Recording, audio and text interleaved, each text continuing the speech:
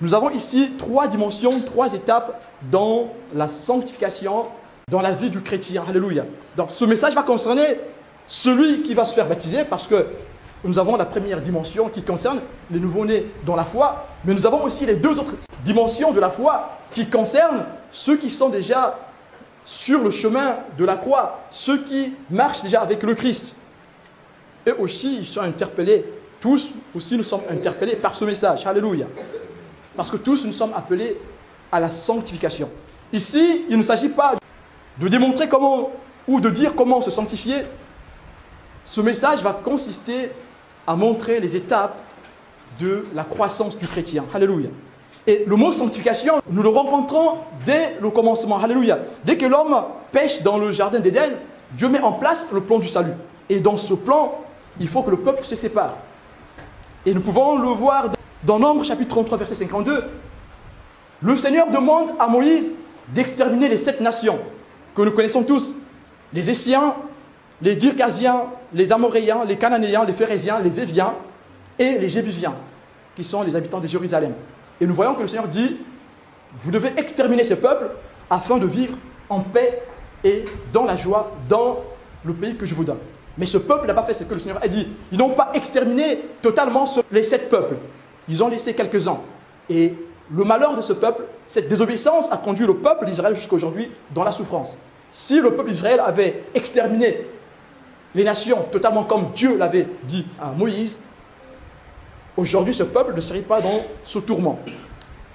Et nous allons comprendre comment ce mot, comment cette action intervient dans chacune de nos vies, tous les jours que le Seigneur nous donne. Le mot sanctification, nous allons rentrer un peu dans l'étymologie du mot. C'est très important parce que plus on connaît la racine du mot, on pourra plus le comprendre. Et le mot sanctification en grec, c'est agiasmos, généralement traduit par sainteté, consécration, purification et séparation. Et nous voyons déjà les termes qui nous concernent. Nous avons le mot sainteté, nous avons le mot consécration, nous avons le mot purification et nous avons le mot séparation. Si nous repartons dans Nombre 33, verset 52, Dieu demande à Moïse de se séparer des peuples, de se séparer des nations. Et ici, nous voyons que le mot sanctification veut dire séparation, purification, consécration et sainteté. Nous voyons que de ce mot, nous pouvons tirer le verbe se sanctifier ou sanctifier. Qu'est-ce que nous avons comme synonyme de ce mot? Nous avons le mot séparer, séparer du monde, rendre pur, consacrer, être mis à part du péché. Celui qui se sanctifie se met à part du péché. Celui qui se sanctifie se consacre. Nous avons vu Christ dans son œuvre, c'est sanctifié. La mort du Christ, c'est une sanctification. Christ, en mourant la croix, s'est sanctifié pour nous. Alléluia. Voilà pourquoi aujourd'hui, nous pouvons dire que nous sommes des sanctifiés. Voilà pourquoi, dans la suite, nous verrons que la Bible dit que nous sommes appelés pour la sanctification. Et nous tous, ce matin, nous sommes des sanctifiés dans le Seigneur. Alléluia. Ici, nous parlons de quelle sanctification? Nous parlons de la sanctification qui est donnée dans Deutéronome chapitre 6, verset 5, ou encore dans Matthieu, comme le Christ lui-même le rappelle. Alléluia. Le Christ dit dans Matthieu 22, verset 37, il dit, Jésus lui répondit, tu aimeras le Seigneur, ton Dieu, de tout ton cœur, de toute ton âme et de toute ta pensée. Et si vous allez dans Deutéronome 6, verset 5, à la place de la pensée, on dit de toute sa force. Alléluia. Donc, ta manière de te sanctifier. Est-ce que ta sanctification rentre dans le cadre de ces 3 éléments? L'âme, le cœur et la pensée ou la force. Alléluia. Et nous voyons que cette sanctification à laquelle nous sommes tous appelés, c'est celle qui est donnée ici par le Christ lui-même. Alléluia. La sanctification de l'âme, la sanctification du cœur, mais aussi la sanctification de la pensée. Alors si on se sanctifie par la pensée, si on se sanctifie par notre cœur, par notre âme, nous ne laisserons pas quelque chose d'étranger infiltrer notre vie. Alléluia.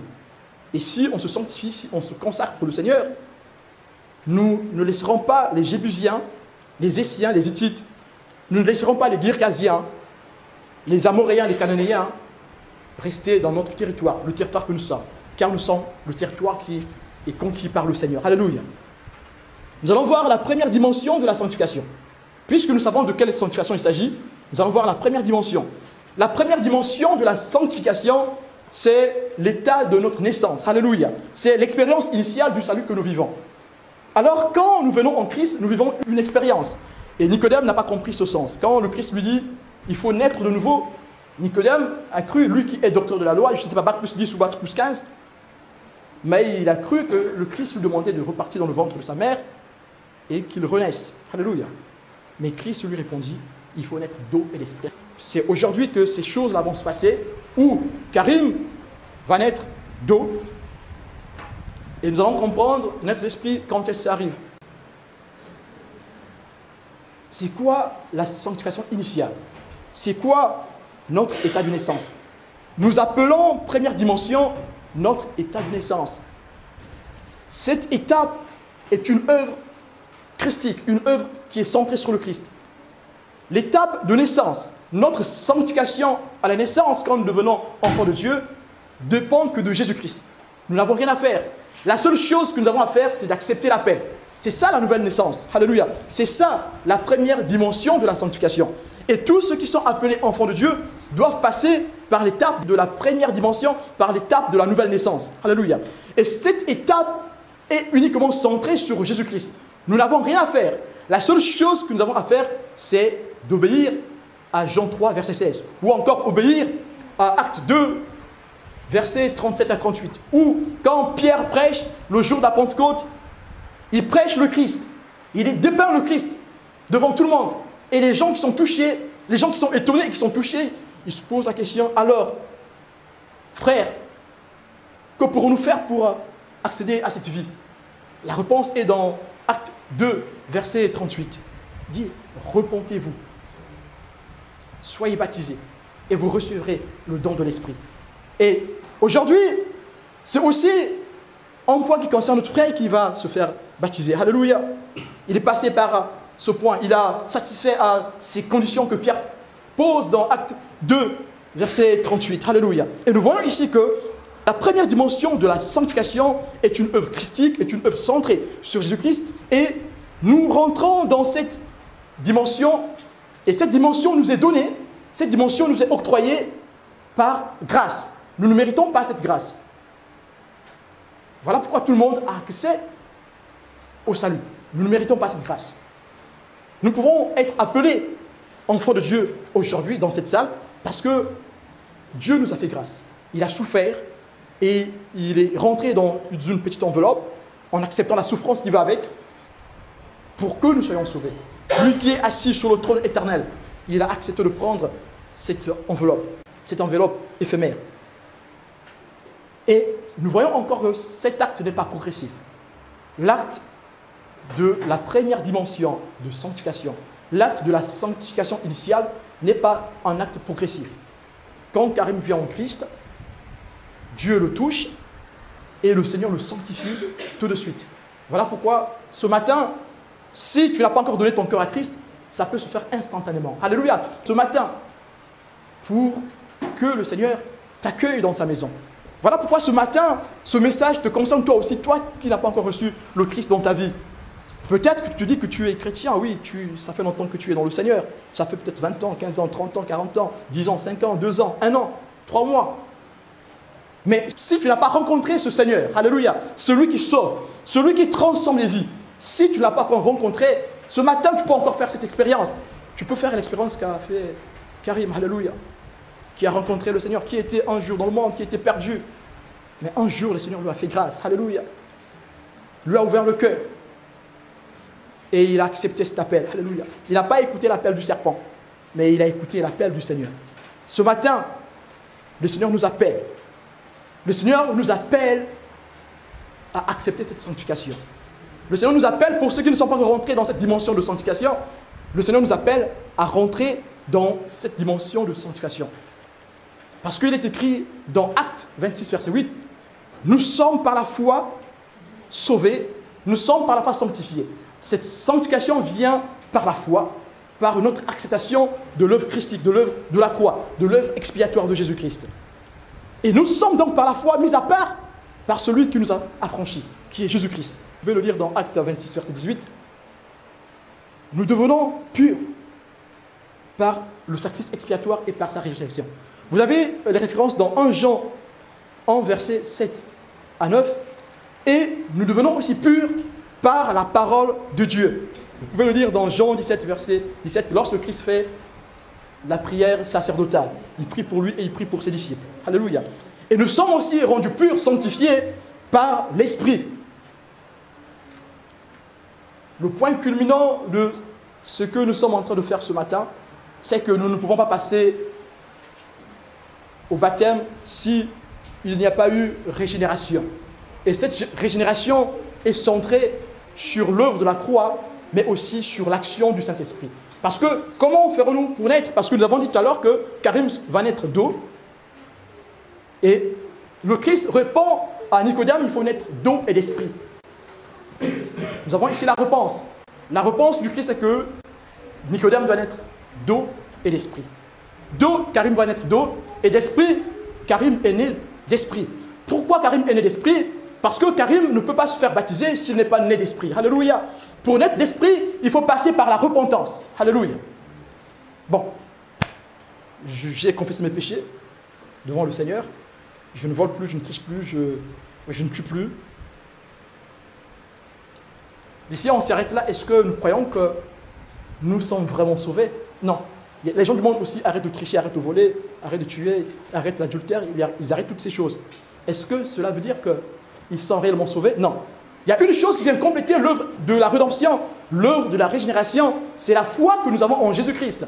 Il faut que cette repentance soit centrée sur le Christ. Il faut que cette repentance soit centrée sur le pardon du péché accordé par Jésus-Christ. Si l'œuvre de repentance est centrée que sur le renoncement au péché, cette œuvre est éphémère. Ça ne durera pas longtemps. Ta repentance est sincère.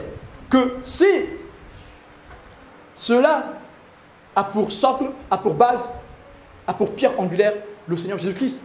Parce que nous savons que c'est le Christ qui donne la foi. Voilà pourquoi nous disons que la repentance est sincère. La repentance rentre dans le cadre de la régénération que si nous acceptons le Christ, si nous faisons un avec l'œuvre de passion du Christ. Ici, nous définissons bien les choses. Nous disons simplement que nous parlons ici d'une consécration, d'une sanctification qui est stable, qui est absolue. Absolue parce que ça ne vient pas de tes efforts, ça vient d'une décision que tu prends pour suivre le Seigneur. Alléluia. Même si tu avais tué les gens, même si tu avais volé, si tu prends la décision de suivre le Seigneur, si tu prends cette décision tout de suite même, le Seigneur va pardonner tous tes péchés. Alléluia. Tu ne pourras plus vivre dans la culpabilité. Alors tu avais des sueurs froides. Alléluia. Tu n'auras plus les sueurs froides la nuit. Alléluia. Quand tu te réveilles au milieu de la nuit parce que tu as fait tel péché et tu es combattu par ta pensée. Et nous pouvons lire, le psaume 32 le dit. David pouvait le dire. David a souffert pour son péché. Il disait, tant que je me suis tué, je t'ai consumé. Alléluia. Encore ce matin, le Seigneur te dit, tant que tu te tais, tu seras consumé par ton péché. Parce qu'aujourd'hui, tu as écouté cette parole. Il aurait été mieux pour toi de ne pas écouter cette parole. Alléluia. Maintenant que tu as écouté cette parole, si ton cœur n'est pas encore donné sincèrement au Seigneur, maintenant que tu as écouté cette parole, tu es condamné, et non par Christ, tu es condamné par cette parole que tu viens d'écouter. Alléluia. 1 Jean, chapitre 5, verset 18 dit, « Nous savons que quiconque est né de Dieu ne pêche point, mais celui qui est né de Dieu se garde lui-même et le malin ne le touche pas. » Nous restons sur la première phrase. Nous savons que quiconque est né de Dieu ne pêche point. Pourquoi ne pêche point? Pourquoi celui qui est né de Dieu ne pêche point? Parce que quand il s'est repenti, il a mis sa foi en Jésus, il a cru en l'œuvre expiatoire, il a cru en l'œuvre de Jésus, alors le Seigneur Jésus-Christ envoie le Saint-Esprit toucher son cœur. Le Seigneur Jésus-Christ envoie le Saint-Esprit toucher son cœur. Disons déjà au départ que le Seigneur Jésus-Christ, quand il envoie l'Esprit, l'Esprit vient attester si cette repentance est sincère. Alléluia. Si cette repentance n'est pas sincère, il n'y aura pas le sceau de l'Esprit. Le Saint-Esprit, l'inspecteur des inspecteurs vient, il inspecte, est-ce que tout est propre, est-ce que tout est bien nettoyé? Une fois que cette inspection sanitaire est faite, c'est une image, alors il appose son sceau. Là, nous devenons nés d'esprit. Voilà pourquoi Jésus-Christ pouvait dire, ils sont nés d'eau et d'esprit. Naître d'esprit, c'est avoir en soi la présence de l'esprit. Alléluia. Ça, c'est la première œuvre, ça, c'est le premier acte que nous avons, la première dimension de la sanctification. celui qui est né de Dieu ne pêche point. Et pourtant, nous sommes des pécheurs. Alléluia. Point, on ne pêche pas. Mais comment ça se fait? Hier, j'ai tué, j'ai volé, et aujourd'hui, je donne mon cœur au Seigneur. Comment je ne pêche pas? Mais j'ai péché. Ne pêche pas parce que tu es né de nouveau. Alléluia. Parce que tu es une nouvelle créature. Parce que tu es une nouvelle créature. Parce que tu as abandonné l'ancienne vie. Parce que tu t'es dépouillé du vieil homme. Parce que le Christ t'a dépouillé du vieil homme. Alors, ton péché d'hier n'est plus ton péché, c'est devenu le passé. Et Christ, dans sa puissance, dans son amour, a pris cette charge, ce fardeau, l'a enfoncé au fin fond de la mer et a mis une pierre dessus. Et ce péché ne peut submerger. Alléluia. Voilà pourquoi la première dimension de la sanctification concerne la régénération. La régénération qui est faite par l'Esprit.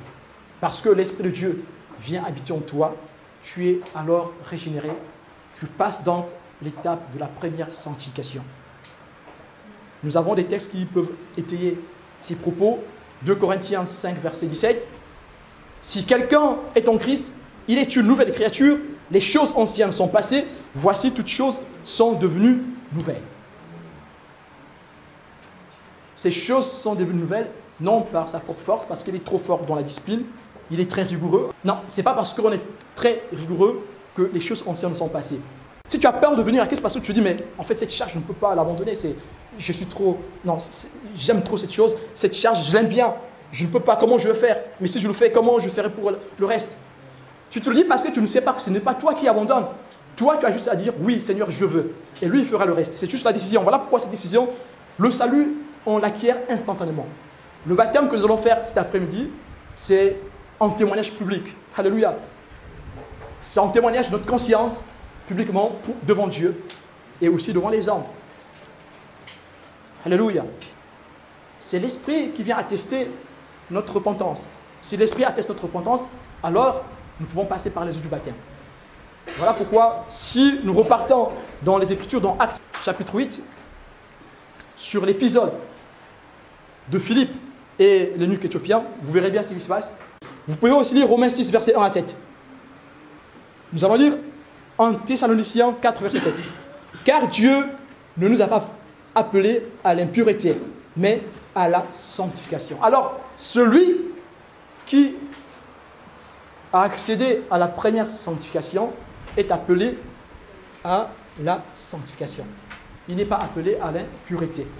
Donc, parce que Christ s'est mis à part pour nous, parce que Christ est sanctifié, alors nous ne sommes plus impurs.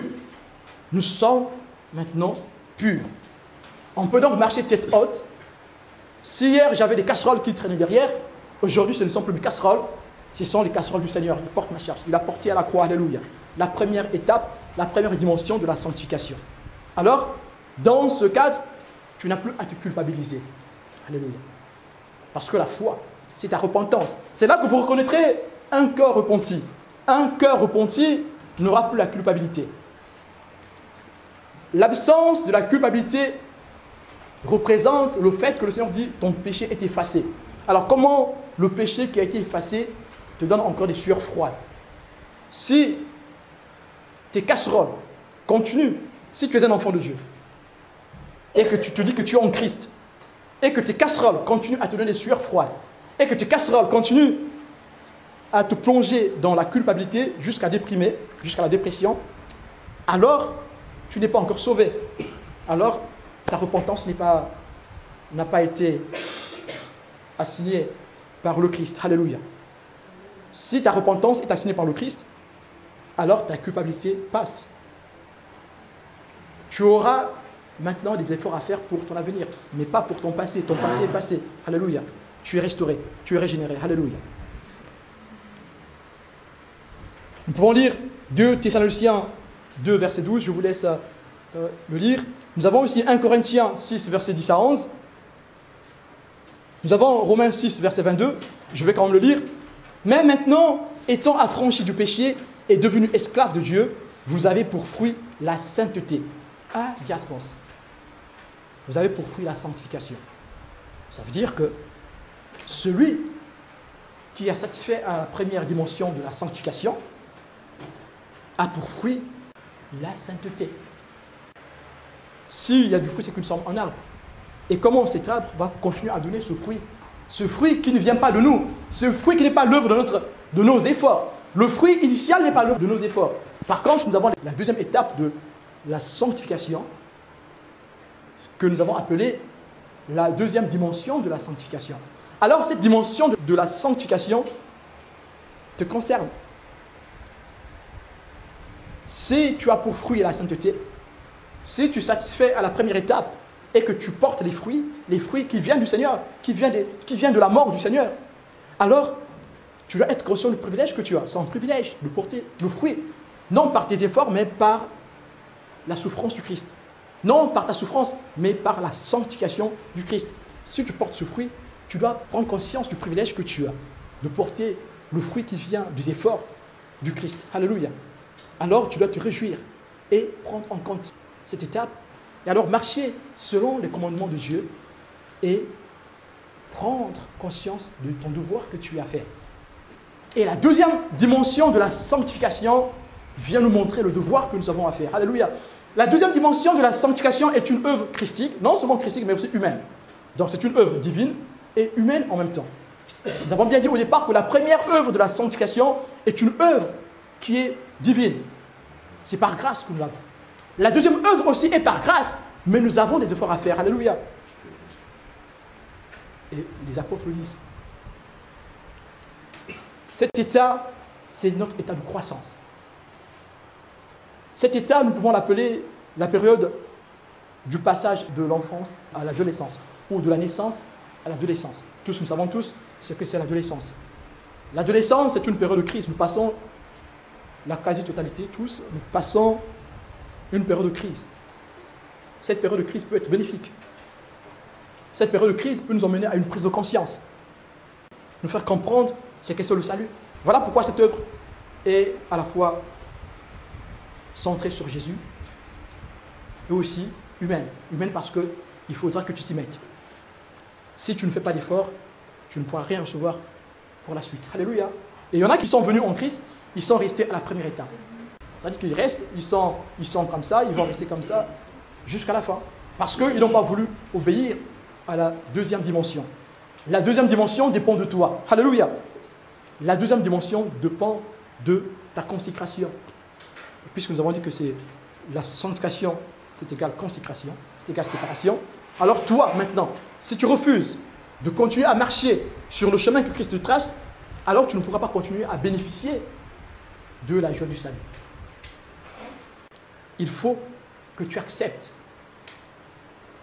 de porter ces fruits et il faut que tu continues à les porter. Alors si tu refuses de les porter, tu ne les auras plus. Alléluia. Et donc tu vas rester au stade embryonnaire, au stade de bébé. Mais ce qui est sûr, c'est que cette grâce te sera retirée si tu ne fais pas ce que dit la parole de Dieu. Philippiens 2, versets 12 à 13 dit: Ainsi, mes bien-aimés, comme vous avez toujours obéi, travaillez à votre salut avec crainte et tremblement, non seulement comme en ma présence, mais bien plus encore maintenant que je suis absent. Verset 13, car c'est Dieu qui produit en vous le vouloir et le faire, selon son bon plaisir. Alléluia. Nous voyons ici que nous devons travailler. Travailler ici pour notre salut, c'est dans le sens que tu dois continuer à accepter de laisser Christ porter des fruits en toi. C'est toi qui dois laisser Christ continuer à produire en toi des fruits. Si tu ne laisses pas la possibilité au Saint-Esprit, si tu ne laisses pas la possibilité au Seigneur Jésus-Christ de continuer à produire du fruit en toi, tu n'en auras plus. Voilà pourquoi il faut que tu marches. Il faut que tu acceptes. Et le verset 13 dit que c'est Dieu qui produit en nous le vouloir et le faire. C'est-à-dire, bon, on va s'asseoir, on va attendre à ce que Dieu produise en nous le vouloir et le faire. On ne fait rien. On ne se bouge pas, on va rester sur la chaise. Mais non, ce n'est pas dans ce sens. Dieu produit le vouloir et le faire par notre volonté de le suivre. Si nous donnons notre corps au Seigneur, si nous nous donnons à suivre le Seigneur finira par se manifester puissamment dans notre vie et les choses vont se concrétiser d'elles-mêmes par la force du Saint-Esprit. Alors si tu ne fais rien, si tu restes dans ton coin, tu attends que le Seigneur agisse, il n'agira pas parce que tu ne lui permets pas d'agir.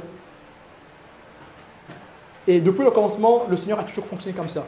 Il a mis l'homme dans le jardin d'Éden, il a donné deux arbres, l'arbre de la vie et l'arbre de la connaissance du bien et du mal. Mais l'homme a choisi de manger l'arbre interdit. Et nous, pareillement, ici, si nous refusons de suivre le bon chemin, il ne va pas nous forcer, il ne nous force pas la main, le Seigneur. Alors, si tu refuses d'accéder à la seconde étape de la dimension, tu ne pourras pas grandir. Tu resteras un enfant. Les autres passeront devant toi. Ceux qui viendront après toi seront des adultes spirituels. Et toi, tu resteras à l'étape de l'enfant. Et si tu refuses, si tu restes à ce stade, tu ne pourras pas vivre les joies du salut. Et ici, nous voyons que l'adolescent ici connaît une crise. Nous voyons tous que dans la vie de l'adolescent, il y a des moments d'angoisse où on voit des choses se développer en nous. Je parle d'une manière physiologique. Notre corps se développe et on est stupéfait, on est parfois choqué. Et notre comportement aussi change. Notre conscience est bouleversée. Mais après, il faut avoir un bon suivi. Il faut être bien guidé pour ne pas se perdre dans ce monde qui est aussi immense. Alléluia. Et de même ici, l'enfant de Dieu qui vient de naître, alléluia, il doit être suivi. Matthieu 28, verset 19 le dit. Baptisez-les, apprenez-les à obéir à la parole de Dieu. Matthieu 28, verset 19. Ça veut dire que l'adolescent, l'enfant qui est né, qui marche, on doit l'apprendre. Donc ça, c'est la période d'adolescence. Là où il gagne de sa croissance, la période de sa croissance. On doit l'apprendre à obéir. Alors maintenant, toi, si tu penses que tu peux apprendre à obéir tout seul dans ton coin, tu te trompes. Même les apôtres eux-mêmes, ceux qui sont les témoins de l'évangile, ont été enseignés par le Christ. Ils ne sortent pas du néant. Si tu n'as pas le zèle basé sur la parole de Dieu, tu ne pourras pas aller loin. Dans ce parcours, nous sommes appelés à faire des efforts pour nous séparer du monde, à oublier notre ancienne nature, à nous conserver purs. Nous devons travailler de sorte que nous ne cédions point à la chair et au monde. Jacques chapitre 1, verset 27. C'est nous qui devons faire des efforts. Si tu ne fais pas des efforts, tu dois arrêter la cigarette. Non, tu n'as rien à faire, tu pries seulement, Dieu va faire tout pour toi. C'est faux. Parce que quelqu'un qui fume, son sang est infecté par la nicotine. Et pour que ces grammes de nicotine qui sont dans ton sang s'évaporent, il faut un sevrage. Et la période de sevrage est une période qui est très difficile. J'ai pris un exemple palpable qui est la cigarette. Vous pouvez prendre n'importe quel péché. Toute pratique de péché est une addiction. Ça peut être tout ce que vous voulez. Ça peut être la télé, ça peut être les jeux vidéo. Ton téléphone que tu as dans la poche ou dans ton sac peut t'empêcher à te sanctifier. C'est nous qui devons faire des efforts. Et pour cette personne qui fume, il va prier pour que le Seigneur l'aide, mais il doit aussi accepter la douleur qu'il va sentir. Oui, ça c'est des efforts que tu dois faire. Il faut que tu acceptes que ton sang se purifie. Il faut que tu acceptes ce sevrage. Nous ne parlons pas ici d'un sevrage qui est médical, comme le font les maisons de désintoxication. Nous parlons aussi d'un sevrage qui est spirituel. Parce que tu te bases en Jésus, parce que tu mets foi en Jésus, tu vas supporter cette douleur qui t'encombre, qui te gêne. Tu vas supporter cette pression, peu importe cette chose qui te retient, tu vas supporter la pression de cette chose. C'est la marque d'obéissance. Et cette marque d'obéissance va te conduire à la substitution. C'est ce que nous avons appelé la troisième dimension. Cette marque sera appelée la substitution. Il arrivera un moment où, quand tu verras la cigarette, ça sera comme si tu avais vu de la boue. Cette cigarette ne pourra plus avoir de l'effet sur toi. Même si on met 1000 cigarettes là-bas, même si ça vient du Cuba, tu ne fumeras pas cette cigarette. Même si ça coûte 1000 € par bâton, tu ne fumeras pas. Parce que le Seigneur t'a sevré. Le sevrage spirituel a agi. Parce que tu as accepté de souffrir dans ton cœur. Il va arriver que tu pleures. Pleure. Ton salut vient de ce sacrifice que tu fais. Alléluia. Parce que tu accompagnes ce sacrifice par la prière et par la méditation de la parole de Dieu. Le Seigneur va agir. Toi, tu vas te priver en invoquant le Saint-Esprit. Comment on invoque le Saint-Esprit? C'est par la prière et par la méditation de la parole de Dieu. Alors, tu vas rentrer dans la troisième dimension. Et là, il y aura une substitution. Il va arriver un moment où tu n'auras plus la pression des choses qui te tracassaient. Tu vas marcher devant. Et quand tu vas conseiller quelqu'un qui fume, tu diras, tu sais, fumer, tu sais, tu peux arrêter la cigarette. Ce n'est pas difficile. Il suffit que seulement que tu le veuilles. La personne te verra, mais tu es sûr? Je peux. C'est pas possible. Mais c'est vrai, moi je l'ai fait. Tu vas oublier les efforts que tu as effectués parce que Christ a pris toute la place. Alléluia. Et ce matin, le Seigneur veut encore. Si ce matin, nous nous retrouvons dans ce cas où nous avons fait une marche avec le Seigneur et que cette marche n'a pas été complète, le Seigneur veut que nous puissions compléter cette marche. Alléluia. Au travers de l'Esprit, au travers de cette parole qui sauve, la parole de Jésus-Christ. Le Seigneur veut que nous puissions nous consacrer réellement. Alléluia. Nous puissions faire une réelle séparation. Si tu ne veux pas faire une réelle séparation d'avec le monde, tu ne pourras pas rentrer dans la joie du Seigneur. Alléluia. Qui est chrétien? Qui peut dire qu'il est chrétien si ce n'est pas l'Esprit qui vient l'attester? On est tous chrétiens parce que le Saint-Esprit vient l'attester. Alors, est-ce que le chrétien peut perdre le salut? Est-ce que le chrétien peut perdre cette grâce? Est-ce que le chrétien peut perdre la grâce de la première sanctification? Il faut maintenant savoir, il faut que l'Esprit vienne attester. C'est l'Esprit qui sonde les profondeurs pour attester qui est de Jésus, qui n'est pas de Jésus. Parce qu'aujourd'hui, il y en a beaucoup qui sont à l'église, mais ils ne sont pas de Jésus. On les appelle les chrétiens de profession. Ils ne veulent pas faire des efforts pour se sanctifier. Vous allez reconnaître un chrétien de profession quand c'est quelqu'un qui ne veut pas faire des efforts pour le Seigneur. Mais en fait, quand il veut arrêter la cigarette, il essaye. Il arrête de fumer. Pendant une semaine après, il reprend encore. Parce qu'il ne veut pas souffrir. S'il voulait souffrir, il allait arrêter pour de bon. Il allait accepter de souffrir. Même quand la tentation serait grande, il allait accepter de souffrir. Christ l'a fait. Christ a eu faim. Christ n'a pas eu faim spirituellement. C'est que la Bible dit que c'était physique. Christ a eu faim physiquement. C'était un homme. 100% homme, 100% Dieu. Il a eu faim. Il pouvait être tenté, comme nous tous. 40 jours et 40 nuits sans manger, sans boire. Il y a une parole qui vient te souffler comme ça, mais écoute, prends la pierre, transforme en pain, tu vas manger, tu es tranquille, tu rentres chez toi, tu es déjà blindé. Mais tu vas dire non, je préfère respecter l'ordre qui m'a été donné, je préfère respecter la parole de Dieu. Si tu es mi-figue, mi-raisin, c'est parce que tu n'es pas consacré au Seigneur. Jusque-là, tu ne veux pas donner ton cœur au Seigneur. Aujourd'hui, ce matin, le Seigneur nous interpelle tous. Alléluia. Nous revenons sur 1 Jean, chapitre 5, verset 18. Nous savons que quiconque est né de Dieu ne pêche point. Mais celui qui est né de Dieu se garde lui-même et le malin ne le touche pas. Celui qui est né de Dieu ne pêche pas, c'est-à-dire que sa nature n'est plus une nature pécheresse, mais il se garde lui-même. Se garder lui-même, c'est la deuxième étape de la sanctification. Quand tu te gardes toi-même, c'est là que tu permettras au Seigneur de te protéger. Se garder soi-même, c'est être vigilant. Je prends un exemple. Je partais dans les fêtes et quand je partais, c'était la danse, c'était de l'alcool. Alors comment je fais pour être vigilant dans ce sens? Comment je fais pour me garder? Pour me garder, qu'est-ce que je fais? Pour me garder, je dois éviter ces invitations. Là, je me garde moi-même. Je ne dis pas que je suis très fort pour la rigueur. Je suis blindé. Moi, si je suis blindé, je peux aller, ça ne peut pas me toucher. Alors là, tu es en train de tenter Satan. Celui qui se garde lui-même, il se met des garde-fous. Il sait que j'aimais beaucoup l'ambiance, comme on dit, entre guillemets, l'ambiance. Et donc, quand il s'agit des invitations qui concernent ces choses-là, je n'irai pas. Cela ne veut pas dire que tu es faible, mais tu es prudent, tu es vigilant. Celui qui est né de Dieu ne pêche point, mais il se garde lui-même et le malin ne le touche pas. Si tu sais que tu aimais faire des choses, éloigne-toi de ces choses. Si ce sont les amis, éloigne-toi de ces amis. Si c'est la télé, commence à t'éloigner de la télé ou de l'ordinateur ou des jeux vidéo ou de l'internet ou de tout ce que vous voulez. Essayez de vous éloigner de ces choses petit à petit. C'est vrai que celui qui joue avec son téléphone ou avec un jeu vidéo ou avec la télé, qui regarde son journal, ce n'est pas un péché. Je regarde mon journal, les infos, je ne pêche pas. Je regarde l'émission, je ne pêche pas. Et pourtant, ça peut devenir un péché. Une chose qui n'est pas péché peut devenir un péché parce que tout ton cœur est donné à cette chose. Et du coup, tu as oublié de rendre culte à ton Seigneur. Cette chose a pris ta place. La nourriture, c'est bien de manger. Tout le monde aime manger. Et surtout quand le plat il est très bon. Mais ça peut devenir aussi un péché. Et pourtant, c'est bon de manger. On mange pour vivre. Mais après, on peut mettre vivre pour manger. Là, ça devient autre chose.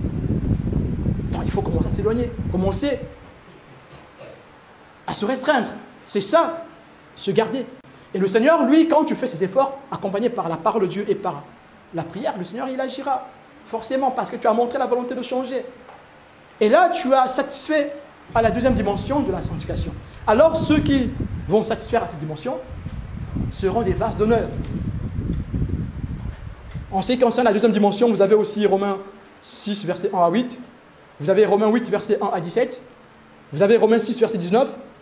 Vous avez 1 Thessaloniciens 4, verset 4. Je vais le lire quand même. C'est que chacun de vous sache posséder son corps dans la sainteté, agiasmos, et l'honnêteté. C'est chacun de nous qui doit savoir posséder son corps. Ce n'est pas Dieu qui possède ton corps, je suis désolé. Parce que souvent on me dit, mais laisse faire, le Seigneur va faire. Oui, le Seigneur fait quand tu le lui permets. Si tu ne permets pas au Seigneur de le faire, il ne fera pas. Mais ici, le Seigneur dit quoi? Il dit que chacun de vous sache posséder son corps dans la sainteté. Que chacun de vous sache posséder son corps dans la sainteté. Si tu ne possèdes pas ton corps dans la sainteté, posséder son corps, c'est se faire violence, appliquer cette rigueur en toi. C'est à toi de le faire. C'est à toi de faire cela. Si tu ne le fais pas, personne ne le fera pour toi. Si tu ne veux pas fuir cette chose, si tu ne veux pas te restreindre, tu ne pourras pas abandonner ce qui te retient. Voilà pourquoi le Seigneur nous appelle. Le Seigneur nous appelle à faire le travail, à nous restreindre. Le Seigneur nous appelle à nous priver. Quand on sait que ça nous mène à la perdition. Et ceux qui acceptent de faire cela pourront passer à la troisième dimension. La troisième dimension, c'est la dimension où on devient les amis de Jésus. Ce n'est pas tout le monde qui est ami de Jésus. Les amis de Jésus, ce sont ceux-là qui ont accepté de souffrir. Ce sont ceux-là qui ont accepté de faire comme Jésus, de mourir comme Jésus. Ceux-là deviennent amis de Jésus. Et nous avons ici l'étape de l'âge adulte. Nous appelons cette étape l'étape d'homme établi. Dans ce stade, nous avons une stabilisation spirituelle. On est stable spirituellement. Si on atteint ce stade, on peut donc être emmené à aider les autres sur le chemin de la foi. Parce que nous avons une stabilisation dans la révélation du Seigneur. Nous sommes assis dans la révélation du Seigneur. Cette étape représente donc le passage de l'adolescence à l'âge adulte. Nous sommes des adultes. Alléluia. Cette étape est appelée l'étape de la substitution totale, où le Seigneur se substitue à nous. Et Paul pouvait dire, ce n'est plus moi qui vis, c'est Christ qui vit en moi. Parce que Paul atteint ce stade de stabilité, de stabilisation spirituelle. Alléluia. Aussi de la révélation. Et alors cette personne qui atteint ce stade ne pourra plus se laisser tromper par n'importe qui. Même si quelqu'un vient ressusciter des gens devant toi, tu vas appliquer l'esprit aiguisé qui est en toi pour discerner si cet esprit vient de Dieu ou vient de l'ennemi. Nous parlons ici pas de doute. L'enfant de Dieu, ce n'est pas celui qui doute. Douter, c'est différent de discerner. Celui qui atteint ce stade aura développé en lui le discernement par la grâce du Saint-Esprit. Il va discerner les esprits. Il saura si c'est bon ou si ce n'est pas bon.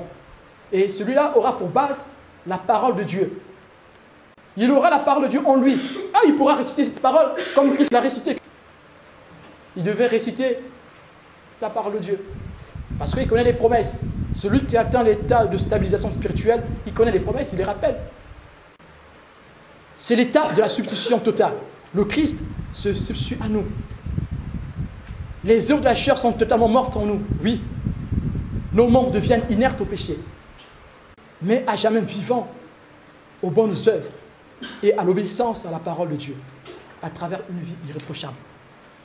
Et là maintenant, celui qui était dans la cigarette, quand il atteint ce stade, quand on présente la cigarette, il ne voit plus rien, il voit que c'est de la boue. Ça ne va plus l'attirer. Oui. Nous pouvons lire Galates chapitre 2, verset 20. « J'ai été crucifié avec Christ. Et si je vis, ce n'est plus moi qui vis, c'est Christ qui vit en moi. Si je vis maintenant dans la chair, je vis dans la foi au Fils de Dieu, qui m'a aimé et s'est livré lui-même pour moi. » Et là, on voit une substitution totale. Ce n'est pas une tromperie, ce n'est pas une fausse substitution. Là, nous voyons que Paul vit une substitution totale. Et il conseille aux Galates de vivre aussi cette substitution totale. L'apôtre Paul vit une substitution totale. Voilà pourquoi il peut être appelé l'apôtre du Seigneur. Alléluia, par avortant. Oui, parce qu'il vit une réelle substitution. Alors maintenant, nous allons dire, mais combien de temps passe? Combien de temps il faut pour devenir quelqu'un qui vit la réelle substitution? Là n'est pas la question. La question n'est pas sur la durée. La question est sur la décision et sur la motivation, sur la volonté que nous avons. Ces choses peuvent se passer très vite. Mais il faut beaucoup de volonté. Vous avez 1 Pierre, chapitre 1, verset 2. Vous avez 2 Timothée, chapitre 2, verset 21. Je vais quand même le lire. Si donc quelqu'un se conserve pur en s'abstenant de ces choses, il sera en vase d'honneur, sanctifié, agiazo, utile à son maître, propre à toute bonne œuvre. Si tu acceptes de vivre, de passer la 2e dimension, quand tu arrives à la 3e dimension, tu seras en vase d'honneur. Alléluia. Alors, maintenant, il n'y a plus de vases dans les toilettes, mais dans l'ancien temps, il y avait des vases dans les toilettes, dans des latrines. Alors, dans une maison, il y avait des vases vides et il y avait des vases d'honneur. Les vases vides, on les utilisait pour les toilettes. Et les vases d'honneur, on les mettait à table pour boire de l'eau. Mais nous voyons que les 2 vases sont dans la maison. Le vase vide se trouve dans la maison. Le vase d'honneur se trouve aussi dans la maison. Le vase vide se trouve dans l'église. Le vase d'honneur se trouve dans l'église. On retrouve ces 2 types de personnes, ces 2 types de chrétiens. Alors, est-ce que nous allons continuer à être des vases vides? Les vases qu'on utilise pour aller aux toilettes? Est-ce que tu veux? Encore aujourd'hui, les toilettes sont propres. Ce ne sont plus des latrines. Mais avant, même ici en France, avant, il y avait des latrines. Voilà, il y avait des latrines. Et c'était dehors. Il fallait sortir de la maison pour aller faire le besoin dehors et dans le grand froid. Et avec ce vase. Alors, veux-tu qu'on t'emmène dans les latrines? Ou veux-tu qu'on te mette à table? Où tu seras utilisé avec honneur, où le Seigneur, le maître de la maison, va t'utiliser avec honneur. Si tu veux que le Seigneur t'utilise avec honneur, si tu veux que le Seigneur te glorifie, parce que nous sommes appelés à la glorification, mais nous avons aussi une glorification finale, qui est le salut éternel que nous aurons auprès de notre Seigneur Jésus-Christ. Si tu veux que le Seigneur Jésus-Christ t'utilise avec honneur, alors tu dois accepter de souffrir. Alléluia. Accepte de souffrir. Si tu acceptes de souffrir, tu vas devenir ce vase. Pour conclure, je vais lire Hébreux 12, verset 14. Recherchez la paix avec tous et la sanctification, agiasmos, sans laquelle personne ne verra le Seigneur. Alléluia. Si tu ne recherches pas la sanctification, 1, tu ne verras pas le Seigneur. 2, tu ne seras jamais en vase d'honneur. Alléluia. Colossiens 3, verset 17 dit, « Et quoi que vous fassiez, en parole ou en œuvre, faites tout au nom du Seigneur Jésus, en rendant par lui des actions de grâce à Dieu le Père. » Si tu te sanctifies, ne le fais pas pour ton prochain. Si tu te sanctifies, tu le fais pour ton salut. Tu le fais pour toi. Sanctifie-toi pour ton salut. Alléluia. Et une chose, quand l'œuvre s'accomplit en nous, qu'est-ce qui se passe? 3 choses se passent. Il y a remplacement, remplacer, tu es remplacé. Dans ce point, vous avez l'élimination en nous du pouvoir du péché. Nous avons maintenant, par l'esprit, la force de lutter contre la chair et le monde. Le deuxième point, c'est changer. Changer, tu es changé. Tu vis le renouvellement par l'esprit. Et cela va nécessiter, comme nous l'avons dit, tes efforts. Oui, tu dois fournir des efforts. Ces efforts doivent résonner au fin fond de ton âme. Les efforts que tu vas fournir dans la lutte contre le monde, contre le péché, doivent résonner dans ton âme. Les efforts du Christ résonnent jusqu'à aujourd'hui. Il est bien écrit qu'on a cherché qui pouvait ouvrir le livre. C'est l'agneau de Dieu qui avait ce pouvoir, le seul. Et que porte l'agneau de Dieu? L'Apocalypse dit que l'agneau de Dieu porte les marques, les meurtrissures. Alléluia. oui, cette souffrance doit résonner dans l'esprit, doit résonner dans ton âme. Alléluia. Ces efforts que tu es en train d'effectuer, de fournir, doivent résonner dans ton âme. Alléluia. Luc 14, 27 pouvait dire « Et que quiconque ne porte pas sa croix et ne me suit pas, ne peut être mon disciple. » Tu ne seras pas disciple de Christ si tu refuses de porter cette croix. Et le dernier point, substituer. Tu es substitué. Alléluia. Tu es pur et inerte aux œuvres de la chair. Le Christ prend place en toi. Alléluia. Dorénavant, tu obéis à la parole de Dieu et cela ne sera plus dur pour toi. Dorénavant, l'obéissance ne sera plus difficile parce que la substitution est totale. Substitué, tu as été substitué. 1 Jean, chapitre 5, versets 3 à 5.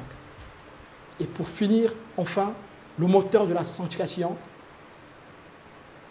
Quel est le moteur de la sanctification? C'est vrai que ce n'est pas notre but de savoir comment se sanctifier, mais on compte quand même par ça. Le moteur de la sanctification, c'est quoi? Entretenir sa relation avec le Seigneur par la prière, oui, par la méditation de la parole de Dieu, par la lecture de la parole de Dieu. Entretenir la communion fraternelle. Tu ne peux pas vivre une vraie sanctification sans communion fraternelle. Tu ne peux pas vivre une vraie sanctification sans le service. Ces choses, la méditation de la parole de Dieu, la prière. Dans la prière, nous mettons le jeûne, toutes les œuvres de piété, l'aumône, l'offrande, nos libéralités.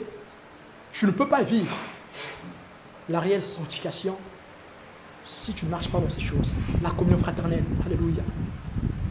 Le service, tu sers pour l'avancement du royaume des cieux et non une église, alléluia.